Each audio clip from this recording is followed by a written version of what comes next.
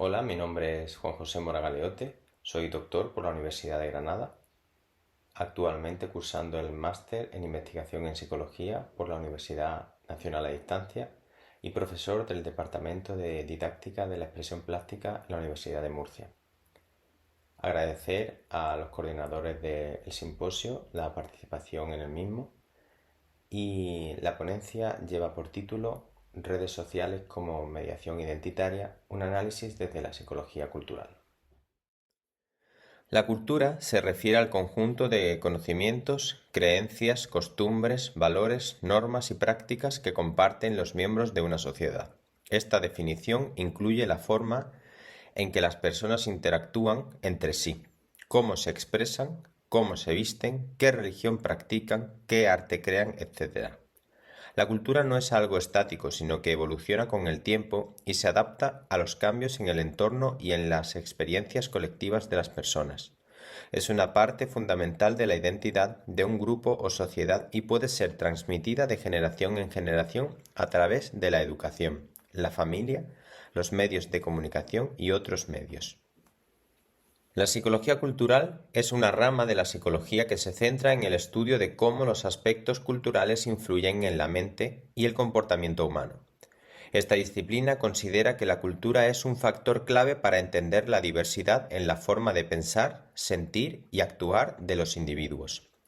Estudia cómo los valores, normas, creencias y prácticas culturales afectan la cognición, la emoción y la conducta humana, así como también cómo los procesos psicológicos y la experiencia personal pueden influir en la cultura y en la sociedad. Según D'Andrade, 1995, la cultura es el contenido entero de la herencia de un grupo, incluidos tanto sus esquemas y modelos culturales como sus artefactos materiales y sus prácticas culturales. Por su parte, Michael Cole, en 1996, entre muchos acercamientos a la definición en su obra titulada Psicología cultural, nos dice que la cultura se compone por entero de símbolos aprendidos y sistemas compartidos de significado, el aspecto ideal de la cultura, que se localizan en la cabeza. La segunda parte de la que se compone nuestra investigación es el concepto de identidad.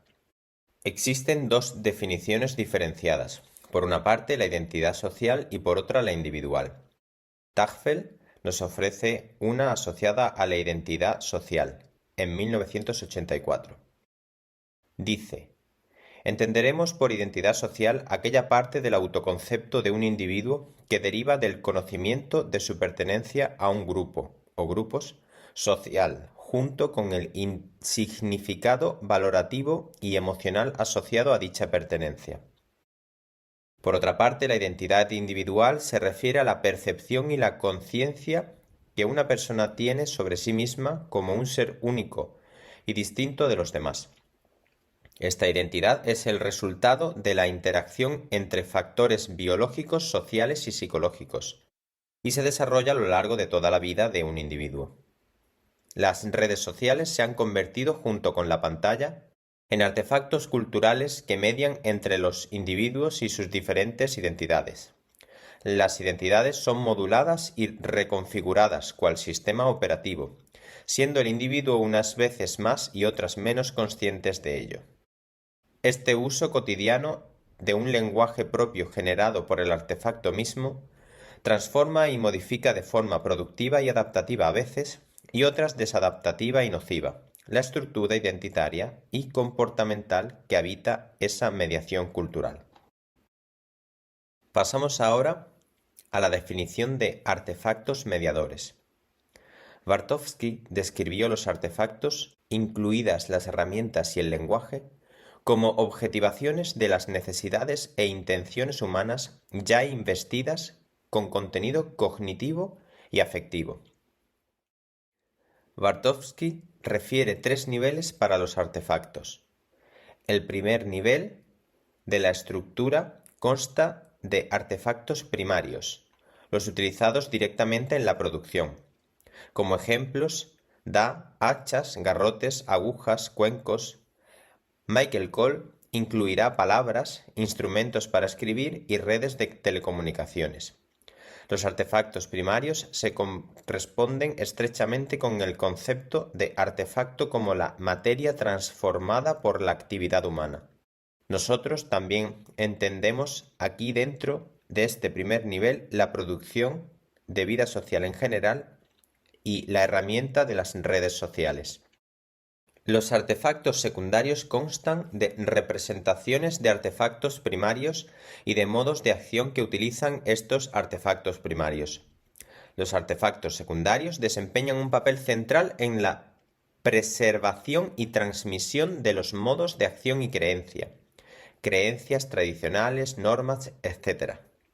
El tercer nivel es una clase de artefactos que pueden llegar a constituir un mundo relativamente autónomo, en el que las reglas, las convenciones y los resultados parecen constituir una esfera de actividad no práctica, o de juego libre.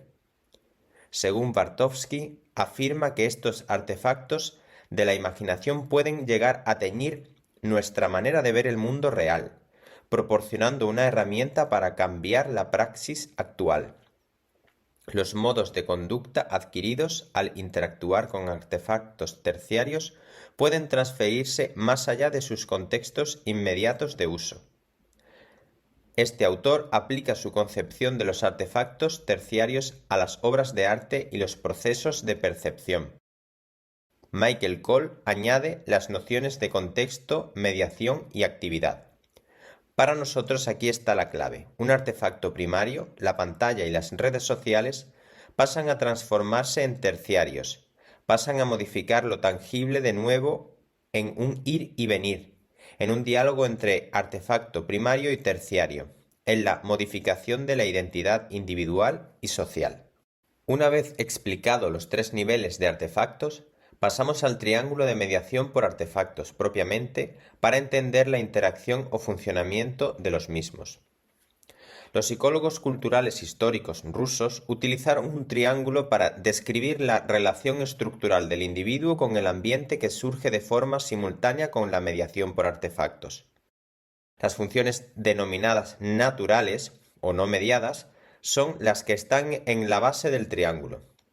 Las funciones culturales, es decir, mediadas, son aquellas en las que la relación entre el sujeto y el ambiente, entendiéndose el sujeto y el objeto, el estímulo y la respuesta, o el individuo y la pantalla, por ejemplo, están unidas a través de la cima del triángulo, es decir, por los artefactos mediadores. No defendemos un inmovilismo de buena o mala identidad si las redes sociales y la pantalla interfieren en su modulación o construcción. Señalamos la importancia de ser conscientes del papel de estos artefactos culturales que median entre individuos y entre los extremos o componentes de una identidad online versus offline. Al igual que refiere Michael Cole, en 1996, el surgimiento de la acción mediada no significa que la vía mediada sustituya la natural. No se deja de estar en el suelo y de mirar al árbol cuando se coge un hacha para cortarlo. La incorporación de las herramientas a la actividad crea una nueva relación estructural en la que las rutas cultural mediada y natural no mediada operan sinérgicamente. Las personas incorporan medios auxiliares a sus acciones, dando lugar a la relación distintiva triádica de sujeto, medium, objeto. En nuestro caso no se deja de habitar el yo analógico por completo, es decir, mirar lo que hay en el mundo digital y performar el yo online, mientras se usa la pantalla. Siguiendo esta analogía, mirar el árbol sería estar en el mundo digital. Estar en el suelo sería estar en el mundo analógico. Y coger el hacha para cortar el árbol significaría esa acción de usar la pantalla y las redes sociales. Nosotros defendemos la legitimidad y protagonismo en el ficcionamiento y la performatividad identitaria como parte del individuo, de las redes sociales, medio abstracto no tangible en su práctica, y la pantalla, medio áptico, como componente cultural de igual importancia que cualquier otro objeto de aprendizaje o generador de socialización, concebido dentro de unos estándares comunicativos y educativos. Hablando de los componentes del yo, De ese sujeto compuesto por la identidad individual analógica y la identidad individual digital, cerramos el paralelismo metafórico con Leslie White. En 1942 nos dijo: con palabras el hombre crea un nuevo mundo, un mundo de ideas y filosofías. Para nosotros las palabras son imágenes e interacciones a través de la pantalla también. Y continúa White: el hombre vive en este mundo tan verdaderamente como en el mundo físico de sus sentidos.